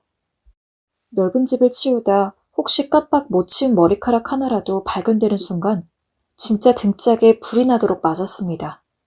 상식적으로 저도 시간대가 다를 뿐이지 엄연히 일을 하고 있는 사람인데 그냥 청소도 아니고 물걸레질에 손걸레질에 왁스칠까지 해야 하는 대청소를 매일 하다 보니까 정말 죽겠더라고요. 그런 와중에 매 끼니 요리는 언제나 제 몫이었습니다. 저와 남편의 것은 물론 집에 늘 계시는 시부모님의 것도요. 청소를 하는 중에도 시부모님의 식사 시간이 돌아오면 하던 청소를 잠시 멈추고 빠르게 요리 준비를 해야 했습니다. 반찬을 사오거나 하는 건 용납도 안 되는 일이었어요. 요리 재료 배달? 이것도 턱이 없었습니다. 제가 어느 날은 조금 힘이 들어서 어머니, 제가 아는 정말 반찬 맛있게 하는 집이 있는데요. 오늘은 거기서 한번 사 먹어볼까요? 가게 아주머니께서 조미료도 잘 쓰지 않으시고 맛도 좋다고 하던데요. 하지만 그 말이 떨어진 순간 저는 시어머니의 서슬퍼런 눈빛에 찍소리도 못하고 돌아설 수밖에 없었죠. 시댁 근처에 큰 시장이 하나 있는데 시어머니께선 언제나 직접 시장에 가 장을 봐온 다음에 하나하나 손수 요리하는 것만 취급하셨어요. 그것만이 건강하고 몸에 좋다고요. 게다가 같은 반찬이 이틀 이상 겹치면 바로 불호령이 떨어졌습니다. 게으른 거사. 어제 먹은 반찬을 또 먹으라는 이야기니? 우리 아들이 힘들게 일하고 와서 이런 반찬 먹고 싶겠어? 이따가 장 나가서 새로 만들 반찬거리 사오거라. 처음에 시어머니 때문에 정말 몰래 많이 울었던 것 같습니다. 오죽하면 제 침대 아래엔 소주병이 있었습니다. 어쩌면 며느리에게 일이 못되게 구실 수 있으실까? 일이 함부로 대할 수 있을까? 원망스러워 가만히 있다가도 눈물이 줄줄 났어요. 결혼을 한 것 자체가 후회가 되어 그냥 이 집을 나가버릴까 하는 생각이 하루에 수십 번 들었네요. 불행 중 다행인 것은 시아버님은 저한테 별말 하지 않았다는 점일까요? 하지만 그렇다고 해서 시아버님이 절 도운 적은 없으니 그것도 아주 다행이라고까지는 못하겠네요. 그러다 그 모진 시집살이를 계속 참고 참다가 어느 날은 너무 힘들어서 남편한테 시어머니에 대한 온을 띄운 적이 있었습니다. 어머니가 매일 나한테 집안 청소를 하라고 하시는데 나도 일하는 사람이라 그냥 청소기 돌리는 정도도 아니고 맨날 엎드려서 손걸레질하는 건 좀. 거기에 반찬도 편히 드시라고 만들어 놓는데 상차림도 무조건 내가 다 해야 하고 반찬은 이틀 이상 겹치면 안 되고. 솔직히 너무 힘들어.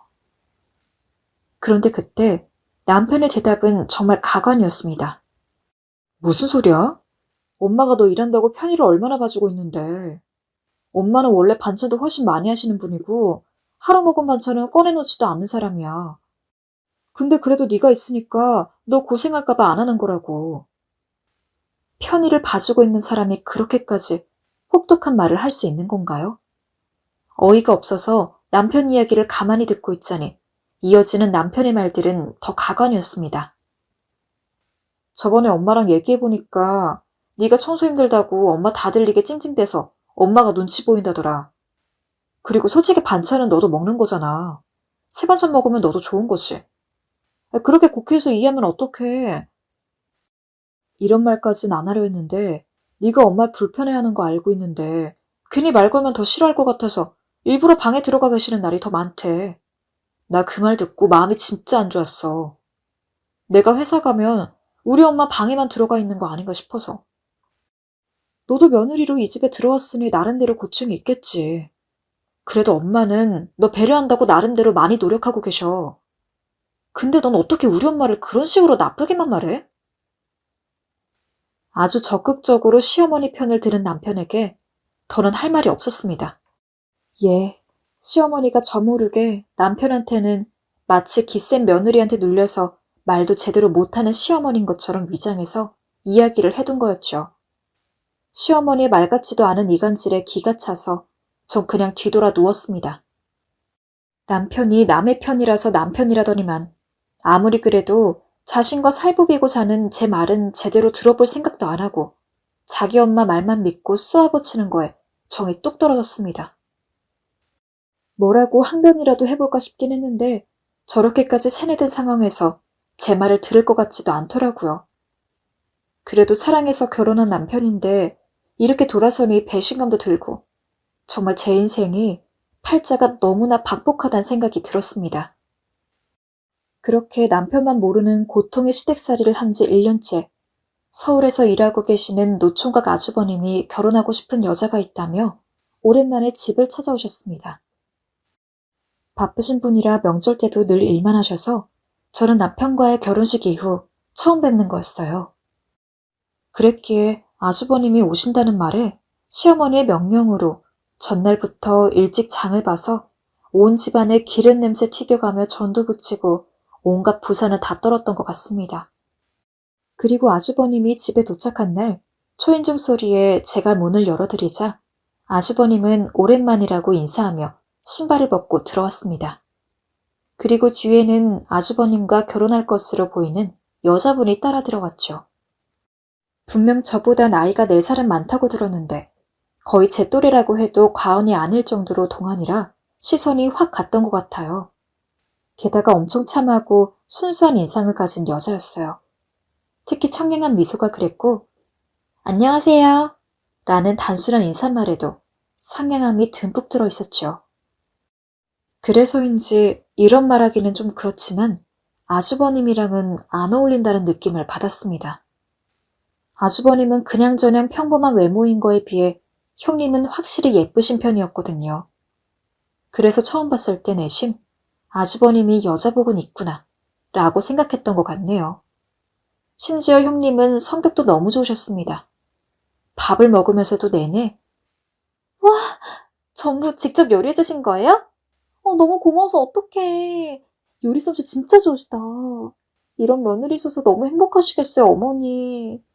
라며 칭찬을 해주시는데 정말 대단했습니다. 시어머니가 나쁜 말로 깐깐하게 구는데도 얼굴 하나 안 변하고 계속 맞게 웃으면서 어머니 칭찬에 시아버님 칭찬, 제 칭찬, 제 남편 칭찬까지 아주 고루고루 굉장했어요. 그런데 시어머니께서 이런 화기애애한 분위기 속에서 형님을 향해 공격적인 발언을 하시는 거였어요. 너는 참 웃는 것도 잘한다. 뭐 내가 그리 웃어대니? 어른 앞에서 너무 웃어도 버릇없단 얘기 들어. 제가 그랬어요, 어머니? 저 그냥 어머니 이렇게 만나 뵈어서 기분이 좋았던 건데 마음 상하셨다면 죄송해요. 그래도 어머니 웃으면 없던 복도 오신다잖아요. 그건 그렇지. 그래도 어머니도 활짝 웃어보세요. 주름살도 없어지고 얼굴도 더 예뻐지는 것 같아요. 저라면 벌써 시어머니가 한번 쏘아붙였을 때 주눅 들어서 아무 말도 못했을 것 같은데 형님은 어머니의 그 정도 날선 말은 별것도 아니라는 것처럼 흘려 넘기시더라고요. 심지어 어머님의 반응은 더 볼만하였죠. 형님이 그리 말하니 수긍이라는 걸 하셨으니까요. 그 다음에도 형님은 저희 집에 종종 인사를 하러 오곤 했어요. 시어머니 그때마다 형님을 살피고 있었죠. 그러던 어느 날 형님이 하얀 블라우스에 무릎 기장에 단정한 치마를 입고 방문을 했는데 단추를 모두 잠근 건 안 좋아하시는지 아니면 잠그는 걸 까먹으신 건지 블라우스의 맨 위에 단추 하나가 열려 있었어요. 사실 보기에 거슬리는 정도도 아니었고 오히려 하나를 풀어서 예뻐 보이는 옷이었습니다. 그런데 마침 매의 눈으로 무언가 마음에 안 드는 게 있나 호시탐탐 살펴보던 시어머니는 형님의 윗단추를 보았는지 찢찢 혀를 차면서 말했습니다. 얘, 옷이 크게 뭐니? 초신치 못하게. 어른 집에 오는데 단추도 다 안 잠그는 거야. 저는 속으로 그걸 보며 나한테만 그러는 게 아니었구나 하는 생각에 안도감 조금. 한편으로는 좋은 마음으로 인사왔다가 저런 말이나 듣는 형님에 대한 불쌍함을 가지고 그저 묵묵히 앉아 조마조마한 마음으로 상황을 지켜보았습니다. 사실 별다른 기대는 안 했던 것 같아요. 그냥 여느 시어머니와 며느리처럼 죄송합니다 어머님 정도로 마무리 지을 거라고 생각했죠. 하지만 형님은 제 기대를 뛰어넘다 못해 아예 상상치도 못한 말을 꺼냈습니다. 어머 어머님, 요즘 세상에 그렇게 말하시면 안 돼요. 저게 못 살아요. 60년대도 아니고 요새 누가 답답하게 옷 단추를 다 잠궈요? 한두 개 정도 풀어줘야 시원해 보이고 발랄해 보이고 좋죠. 또 어려 보이잖아요. 심지어 형님은 그렇게 말하면서도 계속 생글생글 웃는데 웃는 얼굴에는 침 못 뱉는다는 옛말이 정말인지 어머니는 아무 말도 못하고 그냥 입을 다무셨습니다. 늘 표독스럽고 말을 멈추실 줄 몰랐던 시어머니가 그렇게까지 조용한 건 처음 봤어요. 하지만 그건 약과였습니다. 형님의 활약은 아주버님과 결혼을 하고 나서 더 엄청나졌거든요. 원래 서울에서 살았던 아주버님은 형님과 결혼하고 나서부터 짐을 옮겨 이곳 본가 근처로 이사를 왔는데 그 덕분에 매주 한 번씩은 형님 손을 잡고 들르셨습니다. 시어머니가 그 기회를 놓칠 리가 없었죠. 시어머니는 아주버님과 형님이 오실 때마다 아주버님은 아이고 우리 아들 하면서 제일 푹신한 소파부터 내주고 형님한테는 은근슬쩍 과일 깎기를 시켰죠. 안 그래도 우리 과일 먹으려고 했는데. 예, 너희가 좀 깎아오렴? 형님에게도 저한테 한 것처럼 시집살이를 시키려는 거였죠. 뭐 이런 찬밥 취급이야 시댁에서 살면서 익숙한지라 저는 한숨을 폭 쉬며 과일을 깎으려고 일어났어요. 근데 형님이 대뜸 저를 붙잡고 다시 앉히더라고요. 그리고 여보, 나는 사과! 하고 해맑게 말한 뒤 제 옆에 자리를 잡았습니다. 순간 놀라서 자연스레 형님의 얼굴을 보았는데 형님은 생긋 웃으셨고 아니나 다를까 저희 시어머니 집이 떠나가라 화를 내셨습니다. 어디 남자한테 과일 깎는 천한 짓을 시키니? 너는 과일 하나도 제대로 못 깎는 거야? 아무리 형님이 넉살 좋아도 저렇게 면전에 대고 화내는 건 어찌할 도리가 없을 것 같았는데 형님은 제 좁은 생각을 깨부숴주는 사람이었습니다. 어머니, 그렇게 화내면 주름 생겨요. 그리고 요새 개나 소나 다 깎는 게 과일인데 천한 짓이라뇨. 오히려 사랑하는 아들이 깎아주는 과일이 남의 집 딸이 깎아주는 과일보다 더 맛나지 않겠어요? 그래서 저는 나중에 아들 낳으면 저 먹을 과일은 무조건 아들한테 깎아달라고 하려고요. 저희 남편 과일 잘 깎아요. 한번 드셔보세요, 어머니. 어쩜 이런 말을 하면서도 그렇게 순수하고 예쁘게 웃을 수가 있는지. 아마 일부러 시어머니 화를 돋구려고 비꼬는 느낌으로 말하는 거였으면 아무리 웃고 있어도 시어머니는 분명 노발대발 분노하셨을 겁니다. 근데 그건 누가 봐도 크게 악의가 없는 말이었어요. 어떤 의미에서 엄청 순수한데 그러면서도 핵심도 짚고 할 말은 다 하는 게 바로 저희 형님이었습니다. 형님이 저희 집에 오고 나서부터는 저는 주에 한 번씩 형님 덕분에 숨통이 트이는 기분을 느낄 수 있었습니다.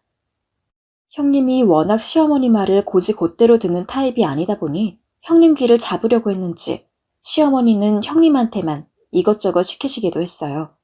비지를 해라, 물을 가져와라, 과일을 깎아라 등등 잔심부름들이었죠. 그런데 형님이 요리조리 잘 빠져나가자 형님이 만만치 않다고 생각되는지 또 저를 잡으려고 들더라고요. 시아버님 재떨이 가는 일이나 먼지 청소나 하는 것들로요. 당연하게 해오던 일이라 하려고 일어나면 그럴 때마다 형님은 가지각색의 이야기로 저를 도와주셨습니다. 어머니, 여기 그나마 말 통하는 사람이 동서밖에 없는데 왜 맨날 동서한테만 이것저것 시키세요? 동서를 아무리 아끼셔도 그렇지. 저랑 있을 땐 동서 좀 저한테 양보해주세요. 또 동서만 찾으신다. 동서 저랑 요 앞에 백화점에 쇼핑 갈 거니까 사지 마세요. 안 돼요, 어머니. 동서가 오늘 맛있는 커피집 데려가 준다고 했단 말이에요. 대신 설거지는 저희 남편 시키세요. 시어머니가 뭐라 대꾸할 새도 없이 형님은 저만 데리고 쏙 빠져나가셨고 덕분에 저는 시어머니와 함께 살게 되면서 이제는 팔자에서 없어졌다고 생각한 휴식 시간을 종종 즐길 수 있게 되었어요. 어느 날은 그렇게 얻은 휴식 시간에 형님과 단둘이 카페에 앉아 커피를 마시고 있는데 형님이 사뭇 진지한 얼굴로 제게 그런 질문을 던지셨어요. 동서는 언제부터 시집살이 한 거야? 전 이 집 들어왔을 때부터 거의 식모나 다름없었어요. 보면 아시잖아요. 저한테 어떻게 하시는지. 동서, 내가 한 가지 말해주고 싶은 게 있다면 시어머니라 해도 그 터무니없는 요구들을 다 받아들일 필요는 없는 것 같아. 동서가 하고 싶은 말이 있다면 똑부러지게 해야 해. 내가 보니까 어머니는 너무하신 구석이 많아. 물론 동서는 같이 사는 처지이다 보니 어머니에게 반기를 들기 쉽지 않겠지만 한번 그런 요구들을 들어주다 보면 시어머니 동서가 해주는 걸 당연하게 생각하게 될 거야. 내가 앞으로 곤란한 일이 생기면 옆에서 많이 도와줄게. 그러니 동서도 한번 천천히 변해보는 게 어때? 그날 형님이 건넨 조언들은 겁은 났지만 사실 제 마음에 참 와닿는 조언들이었습니다. 저는 그런 형님에게 지금까지 남들에게 말하지 못했던 속마음을 털어놓게 되었어요. 남편에게 섭섭했던 것, 시어머니가 당연하게 생각하지만 전혀 당연하지 않은 것들. 형님은 차분한 눈동자로 그 이야기들을 천천히 들어주셨고 흐느껴 우는 저를 참 오래도록 달래주었습니다. 그리곤 정말 고생 많았겠다며 앞으로 같이 잘 헤쳐나가보자고 다독여주었죠. 전 그런 형님의 말을 들으며 고맙다고 연신 고개를 끄덕였습니다. 사실 다른 집을 보면 형님과 동서 사이에 갈등도 많고 은근한 기싸움도 있다는데 저에게만은 예외였어요. 시어머니 복이 없어 형님 복이 생긴 건지 형님은 정말 제가 시집살이로 힘들 때마다 많은 힘이 되어주셨어요. 그런데 제가 시어머니였다면 이쯤 됐을 때 아예 포기했을 것 같은데 예전보다는 형님을 덜 잡으려고 하시면서도 아직까지는 그래도 며느리 하나 못 이길까? 라는 생각을 하시는 건지 시어머니는 형님이 아주버님과 집에 오실 때마다 꼬투리 잡을 게 없는지 샅샅이 살피기 시작하셨어요. 언제는 제게 형님에 대해 뭘 좀 아는 게 없냐 묻기도 하시더라고요. 참, 이런 말 하기 그렇지만 유치하셨어요. 그렇게 형님은 모르는 시어머니만의 기싸움이 오간 지 여러 번. 딱 이 사건을 계기로 시어머니는 형님을 아예 피하기 시작하셨어요. 형님이 집에 오신 지 한 반년쯤 되던 때였을까요? 바로 대망의 시어머니의 생신날이었어요. 어머님 생신날은 항상 가족이 함께해야 한다는 시아버님의 지침이 있으셨기에 오랜만에 저희 부부와 형님네 부부가 다 함께 모였습니다. 전 역시 그 전날부터 고기를 굽고 지지고 볶고 하루 종일 허리가 휠새라 일을 했었죠. 형님은 언제나처럼 해맑은 얼굴로 집에 방문하셨고 드디어 다 함께 차려둔 음식을 먹기 시작하는데 그때부터 누가 봐도 이상한 시어머니의 이상한 행동이 시작되더라고요. 시어머니는 형님 앞에 놓여있던 떡갈비를 슬쩍 아주버님과 제 남편 쪽으로 옮기셨어요. 그것뿐만이 아니었습니다. 나물같이 보잘것없는 반찬은 두고 갈비탕같이 좀 신경을 쓴 음식 아니면 아주버님 남편이 좋아하는 반찬들을 쏙쏙 골라서 그릇을 형님에게서 멀도록 밀더라고요. 형님은 그걸 곁눈질로 보다 빙긋 웃으셨어요. 그러더니 보란듯이 팔을 뻗어 젓가락으로 갈비를 통째로 집어서 자기에게 가까운 나물 반찬 그릇에 올려두었습니다. 심지어는 딱 한 마리 놓아져 있는 조기구이까지요. 저는 콧노래까지 흥얼거리시며 아무렇지 않게 그러시는 형님의 행동에 당황했지만 역시나 저희 시어머니 형님의 그런 행동을 보고 젓가락을 탁 내려놓고선 버럭 소리를 지르셨습니다. 너 제정신이니? 누가 밥상머리 앞에서 버릇없게 그런 행동을 하니? 어머, 어머니 죄송해요. 제가 잠깐 한눈 팔았더니 그릇이 멀어져 있어서 그냥 가져와서 먹는 게 편하겠다 싶어서 그런 건데 조기가 한 마리밖에 없단 걸 생각도 못하고 있었네요. 근데 아까 냉장고 보니까 조기가 한 두릅은 더 있던데 왜 한 마리만 구워져 있지? 여보, 어머니 드셔야 하니까 조기 좀 구워다 줘요. 뭐? 시어머님은 눈에 띄게 당황해 하셨고 아주버님은 이미 형님의 말에 부엌으로 가고 있었습니다. 시어머니는 아주버님의 그런 뒷모습을 보다 불그락 후르락 얼굴이 변하셔선 형님에게 지지 않으려고 작정하셨는지 또다시 소리를 지르셨어요. 어디 남자 손에 물을 묻히려고 들어? 너 집에서도 이러니? 내 아들 이렇게 시켜먹고 부려먹는 거야? 그러나 형님은 한숨 쉬셨어요. 어머니, 요즘은 여자보다 남자가 더 부엌에 자주 들어가요. 모르셨어요? 저희 집 요리 제 남편이 다 하는 거 아시면 어머니 깜짝 놀라시겠다. 형님은 그리 말하고는 정말 무슨 일이 있었냐는 듯이 젓가락질을 계속했습니다. 저는 태어나서 그렇게 고요한 긴장감이 오가는 생일날을 난생 처음 겪어보았어요. 시어머니는 형님의 말에 아무 말도 못하고 그냥 안 보는 게 편하겠다는 듯이 서슬퍼런 낯으로 고개를 돌리셨는데 전 아직도 그 시어머니의 표정을 잊을 수가 없었습니다. 시어머니께선 그날 밤 형님이 가고 나서 제게 이렇게 말씀하시더라고요. 자기가 더 뭐라 했다간 형님이 자기 아들을 잡아먹겠다고요.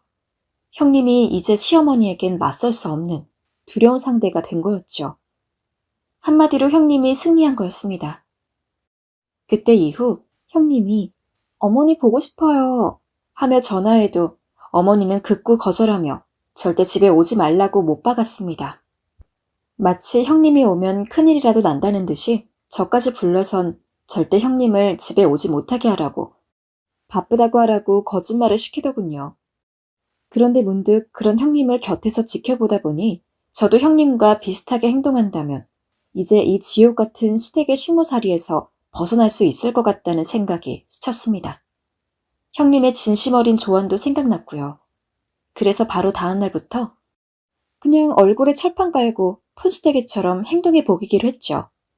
솔직히 조금 겁나긴 했지만 형님처럼 벗어나기 위해선 시도라도 한번 해봐야 했습니다. 그날 아침상을 다 차리고 설거지까지 한 후 저는 소파에 앉아 일부러 TV만 보았습니다. 원래 매일같이 하던 대청소를 시작했어야 했지만 가만히 앉아있어 본 거였죠. 그러자 시어머니가 역시 와서 한 소리를 하셨습니다. 얘, 너 아침사 치웠으면 청소 안 하니? 이 먼지 네 눈엔 안 보이는 거야. 얼른 빗자루 틀어라. 아휴, 집이 하루 청소 안 했다고 왜 이리 더럽니? 어머니 죄송해요. 근데 뉴스를 보니까 사람이 너무 깨끗하게만 살아도 병든다고 하더라고요. 어머니 그거 모르셨죠? 건강을 위해서라도 대청소는 주에 한 번 정도만 하라고 하니까 앞으로는 그 정도만 청소할게요. 뭐야? 일주일에 한 번? 지금 애미 너 나랑 말장난하는 거니? 먼지는 그럼 네가 다 먹고 살래? 어머니, 다 어머니 생각해서 그러는 거예요. 어젯밤에 보니까 어머니 기침도 하시고 잠도 제대로 못 주무시는 것 같은데 아무래도 너무 깨끗해서 이 집에 병균이 많아진 것 같거든요. 어머님, 제 말 한 번만 믿어보세요. 저 어머니랑 오래오래 같이 살고 싶은 거 누구보다 잘 아시잖아요. 전 그렇게 어머니 옆으로 가 일부러 팔짱도 끼고 애교도 부렸습니다. 그러자 시어머니 입술이 딱 굳더니 제게 뭐라 하고픈데 못하는 표정이 되시더라고요. 속으로 그걸 보면서 성공했다는 희열감과 쾌감이 마구 솟구쳤습니다. 허나 저희 시어머니 대청소는 물러주셔도 다른 것까지 물려주실 분은 아니었어요. 남편을 껴서 다 같이 저녁을 먹은 뒤 저한테만 또 설거지를 시키시더라고요. 얼른 이거 물에 헹궈라. 오래 놔두면 그릇 상한다. 그러나 저는 평상시처럼 고분고분 고무장갑을 끼지 않고 어머니께 과일 하나를 깎아 입에 넣어드리며 말했죠. 어머니, 부엌 돌아볼 때마다 맨날 제 뒷모습만 있으니까 지겹지 않으세요? 오늘은 특별히 제 남편 뒷모습을 볼 수 있는 영광을 어머니께 드릴게요. 이 사람 설거지할 때 완전 멋있는 거 어머니도 아세요? 그리고 그렇게 말하며 남편을 주방으로 밀어넣고 저는 모르는 척 딴청을 부렸습니다. 어머닌 그런 제 모습에 황당해 하시다가 남편이 괜찮다고 자기가 설거지하겠다고 하자 이번에도 별다른 말을 못 하셨어요. 먹힐 줄 몰랐던 방법들이 하나둘 성공하자 저는 더 숨이 트이는 것 같았습니다. 매일 어머님 눈치에 등살에 죽을 것 같았는데 육체적으로 덜 고생스러우니 잠도 더 달고 표정도 밝아지더라고요. 만약에 어머니가 화를 내시면 그것도 일부러 이해 못한 것처럼 굴면서 형님처럼 마냥 사람 좋게 웃어대기만 하고 말은 지지리도 안 들었죠. 새가슴인지라 속으론 떨렸지만 이렇게 하지 않으면 안 된다는 생각으로 버티길 딱 한 달. 저는 시어머니의 시집살이에서 벗어날 수 있었습니다. 시어머니께선 그 이후 대청소는커녕 꼭 필요한 일이 아니라면 저를 부르지 않고 계세요. 우리나라 독립했을 때 독립운동가들이 이렇게 기쁜 마음이었을까요? 저는 정말이지 해방을 부르짖고 싶은 마음입니다. 밥을 먹어도 이전에는 틈만 나면 물 떠와라, 국 새로 떠와라 하면서 저한테 온갖 걸 다 시켰는데 이제는 그냥 같은 집에 있으니 어쩔 수 없이 함께 있는다는 느낌 정도로 저를 대하시고 늘 존재하던 잔심부름은 싹 사라졌습니다. 이제 저는 더 이상 이 집의 하녀도 노예도 아니게 되었죠. 드디어 며느리가 된 기분이었습니다. 하지만 역시 완전한 해방은 찾기 어려운 일이었습니다. 어느 날 어머니께서 아침상에 반찬이 3일 내내 같은 게 올라와 있는 걸 보더니 미친 듯이 화를 내기 시작하셨어요. 너 요즘 내가 오냐오냐 줬다고 이런 식으로 밥상을 차려? 내가 결혼식 비용이면 대준 돈을 생각 못하니? 너는 지금 빚지고 사는 거야. 그럼 그에 맞게 행동을 해야지. 어머니께서 하필 제가 가장 약했던 부분을 건드린 거였죠. 그 말을 듣자 저는 꿀먹은 벙어리처럼 그동안의 오기와 패기는 어디 가고 입을 다물었습니다. 죽어도 울기 싫었지만 눈에서 눈물이 나려 했어요. 시어머니의 불호령은 계속되었습니다. 너 청소 안 하는 건 그렇다 쳐. 근데 밥 하나는 제대로 지어야 할 거 아니야. 내가 네 일하는 거 편히 다 봐주면서 장도 대신 봐주고 하는데 이거 하나 못해서 무슨 시집살이를 하려는 거냐. 이럴 거면 당장 나가거라. 거기다 이번엔 시아버님까지 합세했어요. 내가 봐도 아가야, 네가 심했어. 빨리 사과해라. 당신도 이쯤에서 그만하고. 하지만 그때 문득 저는 그동안 제가 참고 살았던 서름들이 생각나면서 배 안이 부글부글 끓어올랐고 이젠 제가 할 말을 하기 위해 시어머니의 앞으로가 두 눈을 똑바로 맞추었습니다. 예, 그럴게요. 뭐? 뭘 그러겠다는 거니? 이혼할게요. 나가 산다고요. 어머니께서 그리 말하신 그래야죠. 저 어머니 밑에서 시집살이 하면서 어머니가 시키시는 일은 다 하고 살았어요. 근데 저도 더 이상은 못 참겠어요. 아니, 참으면 안 될 것 같아요. 마지막에 이런 모습 인사드리고가 죄송합니다. 짐 챙기러 가볼게요. 어머니는 차분하면서도 감정이 담기지 않은 어조로 모든 걸 끝내겠다고 말하는 절 보곤 뒷골을 잡으셨고 입술마저 바들바들 떠셨습니다. 옆에서 시아버님도 안절부절하며 어쩔 줄 몰라 하셨죠. 제가 한 번도 대든 적이 없었으니 두 분이 놀라실 만도 하였죠. 하지만 전 정말 이혼을 무릅쓰고서라도 더 이상 누군가의 종으로 살기는 싫었습니다. 이젠 좀 행복하고 싶었고 그 욕망에 불을 질러준 건 바로 저희 형님이었죠. 저는 짐을 챙기기 시작했고 차곡차곡 짐가방에 옷가지들을 넣으면서 오늘 어디서 살지 생각해 보았습니다. 그런데 그때 마침 남편이 직장에서 돌아왔고 제 모습을 보니 무슨 일이냐 물었어요. 저는 자초지종을 설명했고 우리끼리 나중에 얘기하자고 한 뒤 현관문을 걸어 나섰어요. 막상 나오니 막막하긴 했지만 그래도 찬바람을 맞으니 가슴이 뻥 뚫린 듯 시원하더라고요. 그런데 저에게 연락이 먼저 온 건 시어머니였어요. 저기, 아가 말이다. 네, 말씀하세요, 어머니. 시어머니는 처음으로 절 향해 아가라는 단어까지 쓰시다가 이내 더듬거리며 집으로 돌아와 달란 말을 하곤 전화를 툭 끊어버렸습니다. 전 끊긴 전화기를 들고 다시 돌아갈까 말까 한참을 생각하다 일단 집으로 들어갔습니다. 간이 집안은 참 조용했습니다. 시어머니는 자신이 저녁 준비를 할 테니 방에 들어가서 쉬라 하셨고 남편도 시아버님도 모두 제 눈치를 봤어요. 저도 아무렇지 않은 척 짐가방을 내려놓았죠. 그 후 어떻게 되었는지 아마 예상하실 수 있을 텐데요. 시어머니께서는 이제 절 어려워하셨고 제게 그 어떤 잔심부름도 시키지 않았습니다. 제가 맛본 행복과 자유를 다시 되찾아주셨죠. 남편은 제게 더 잘하겠다고 싹싹 빌었고요.